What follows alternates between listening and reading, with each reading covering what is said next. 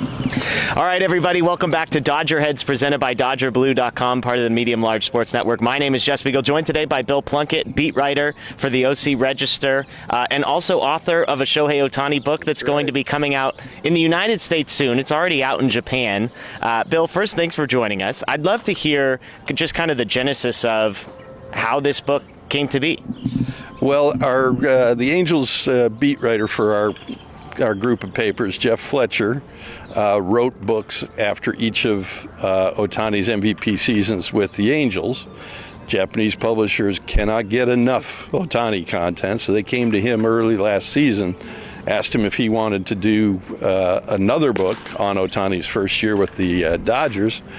He's obviously busy with covering the Angels, so he pointed him my way, and got that set up, signed a contract in June, and from June to November, if I wasn't doing this job, I was working somehow on the book, doing interviews, writing. It was a lot of work. It was a big project, and as I said at the time, I didn't have enough time, but I had plenty of material. Yeah. I mean, you knew that Ohtani's first season with the Dodgers was going to be newsworthy, it would be exciting, but then so much happened along the way. I mean, the whole Ippei thing in spring training, he goes 50-50, they get to the World Series. It's just a phenomenal year all the way around if you're an Ohtani fan or a Dodger fan.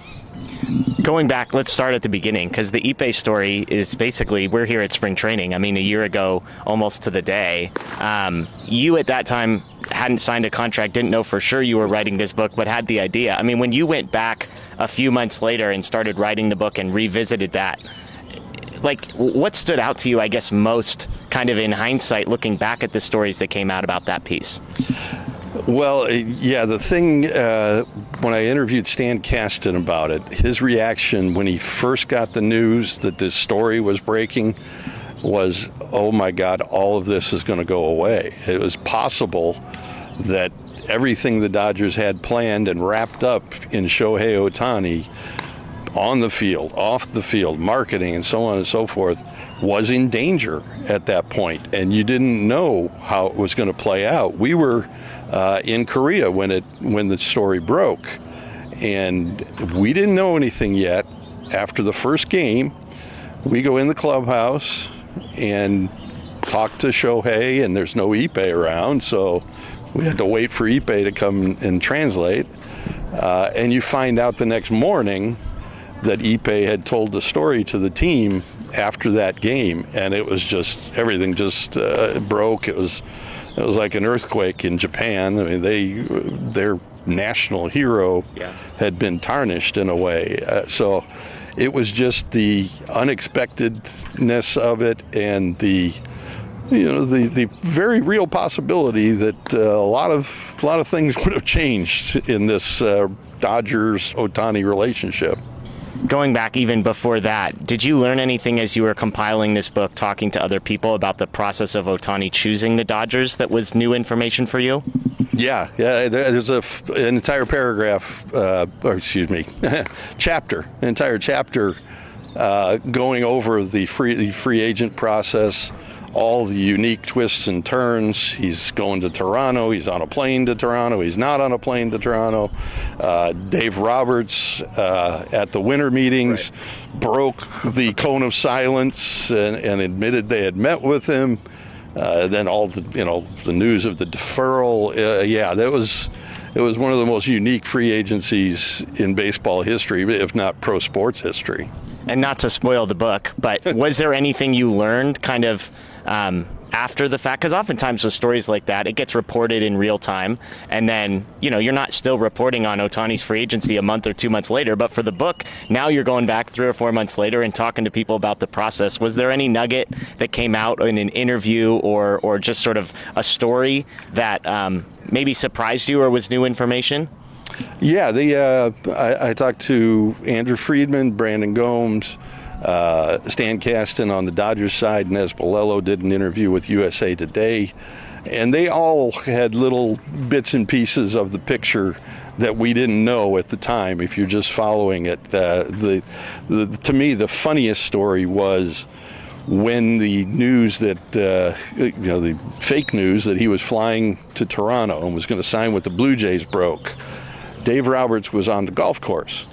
That's not surprising. He was out golfing that afternoon when he heard the news. What was funny was who he was golfing with. He was golfing with the actor who played Kevin on The Office. Yeah. And I just thought that was, of all the people that he could have been with at the time, he was golfing with Kevin from The Office.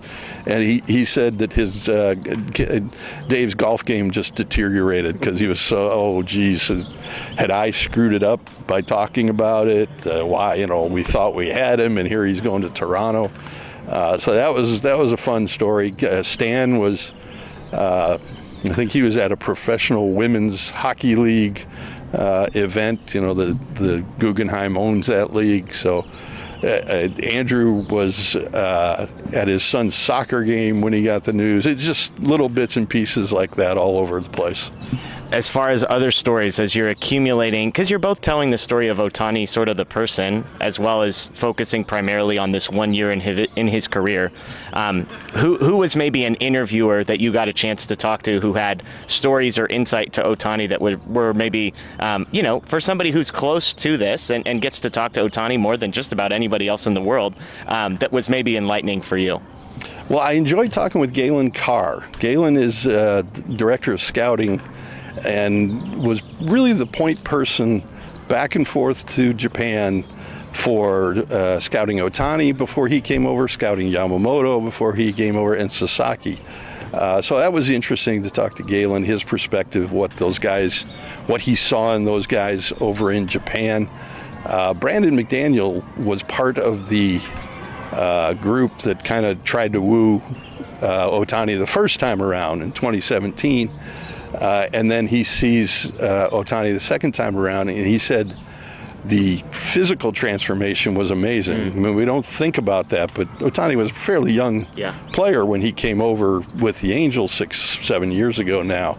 And he said watching him throw his bullpens as he was rehabbing last year just reminded him what a freight train was the phrase he used, just a freight train coming down the mound. So that's something that's going to be interesting to see this year as he returns to pitching with for the Dodgers for the first time. As the story comes to a close, you mentioned it already, you have a guy become the first 50-50 player ever, and then, oh, by the way, goes on to win the World Series. I'm just trying to imagine, there's the cliche of, like, if you were writing a book, you wouldn't have written it this way. And yet you were writing a book. You obviously had no control that I know of over the situation. What was going through your mind personally as the author when he hits the 3 home runs to get to 50-50 and then they win the World Series and you're like, is it just like pinching yourself? Like, I can't believe I get to write the book about this guy in this season? It was like, okay, I got that chapter. I got this chapter now and that chapter. It's funny, my wife is a teacher and very familiar with fundraising.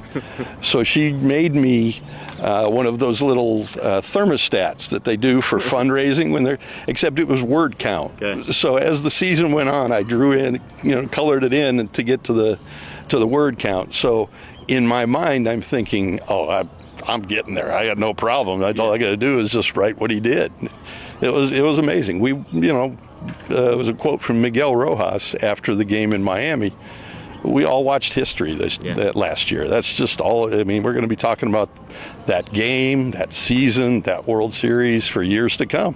Did the thermometer at some point have to come back down where it was like, wait, now I have too much content because of all the stuff that he just accomplished? I managed to squeeze it all in. Trust me. I got it all in. I got it in there on deadline, and I took a very deep sigh of relief and slept in the next day. I love it. So the book is out April 1st in the United States. People can pre-order it. You can pre-order it on Amazon now, and I'm told that it's even, if you pre-order, it's shipping. Okay. So you'll probably get it before opening day, hopefully, knock on wood. And if you speak Japanese, you read Japanese, it's doing great over there as well. And give it a read. Yeah, it's already out in Japan. I hear that you're a huge celebrity over there now because you've written the Ohtani book. Is that true? I am so big in Japan. I'm going to get off the plane and it's going to be a parade to the stadium.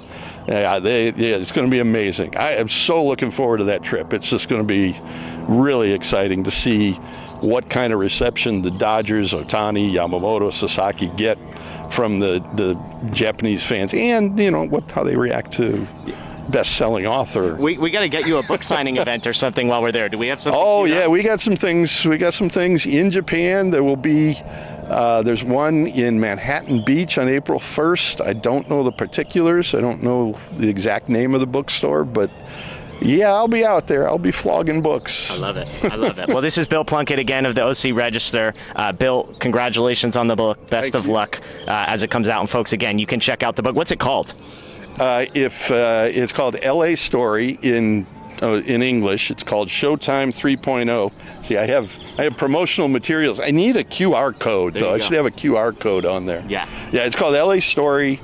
The story of Shohei Ohtani and the Dodgers in 2024. Awesome. Well, go check it out on Amazon. Again, Bill, thanks for your time today. Thanks everybody for watching. This is Dodger Heads.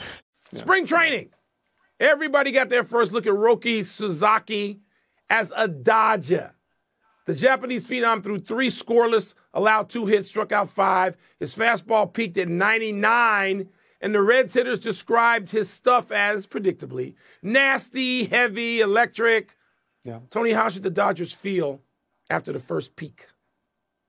They should feel great. The guy went 3 innings, he struck out 5, he didn't allow a run. I don't know what more you could have asked him to do. So they have Sasaki, and they put him together with Yamamoto, who they brought from Japan last year, and they get Kershaw back, and they get Glasnow back, and it's possible, and they've got Blake Snell, and it's possible that Ohtani is going to pitch this year. So you look at that and you think they're loaded with starting pitchers, and I would emphasize on paper. Because this is what always happens with starting pitchers nowadays.